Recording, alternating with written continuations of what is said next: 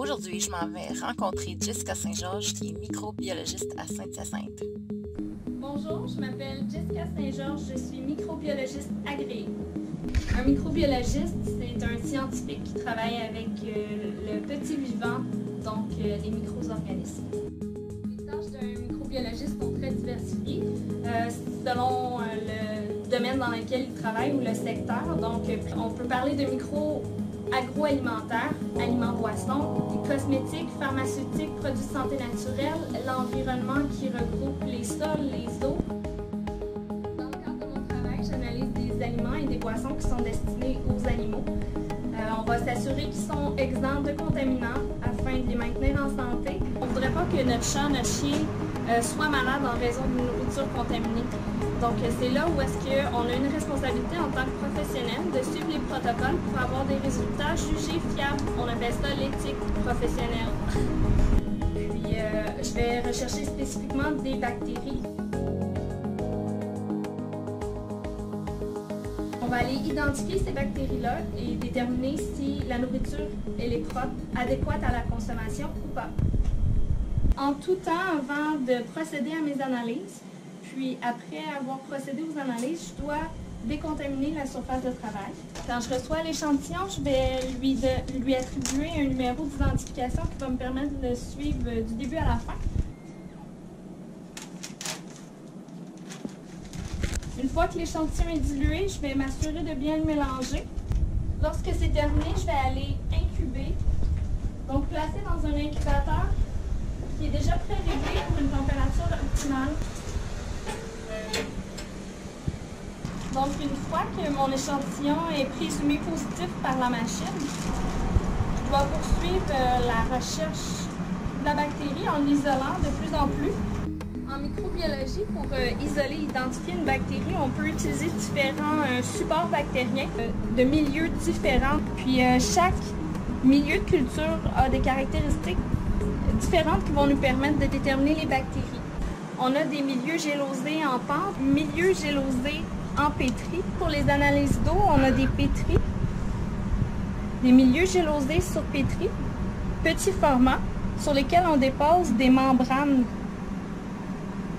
à travers lesquelles on filtre des eaux. Les bactéries sont retenues sur la membrane. On a aussi des plaques de dénombrement. C'est une innovation qui va nous permettre d'utiliser moins de ressources. On va avoir tendance à développer des nouvelles technologies qui sont plus écologiques. Donc ici, on parle de moins de plastique et moins d'eau pour la production, ce qui est vraiment génial. Quelle étude que ça prend pour être microbiologiste? Le parcours typique, c'est un baccalauréat en biologie, concentration microbiologie ou un baccalauréat en microbiologie. Puis au Québec, on a l'Association des microbiologistes du Québec qui délivre les lettres MCBA pour microbiologiste agréé pour déterminer que oui, tel scientifique a les compétences professionnelles pour agir en tant que microbiologiste. Donc c'est possible de faire les études en microbiologie, d'obtenir ces lettres et de travailler à titre de microbiologiste, mais c'est également possible de faire un autre programme en sciences, de faire reconnaître ses acquis et d'obtenir également ses lettres professionnelles auprès de l'AMQ.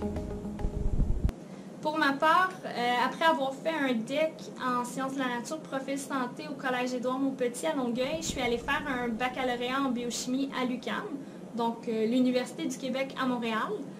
Puis pendant mes études, j'étais technicienne de laboratoire en micro-agroalimentaire dans une entreprise privée.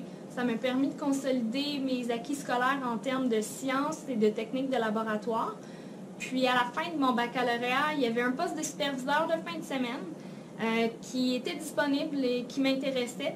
Je trouvais ça intéressant de développer d'autres types de compétences comme la gestion du temps, la gestion des tâches, la gestion d'une équipe junior, donc peu ou pas expérimenté, pas diplômé, mais qui aspire à une carrière en sciences. Donc, je me suis lancée, puis je suis allée passer l'examen de l'AMQ pour obtenir mes lettres de microbiologiste agréé. Et depuis ce temps-là, je suis microbiologiste agréé. Pour être microbiologiste, je pense qu'il faut d'abord aimer les sciences, Puis être à l'aise avec la routine parce qu'on va produire les mêmes étapes d'analyse dans le même ordre pour obtenir un résultat. Par contre, on a de la passion à travers le travail parce que l'échantillon qu'on a aujourd'hui n'est pas le même qu'on a eu hier et pas le même qu'on aura demain. Donc c'est très intéressant de voir tout ça de jour en jour.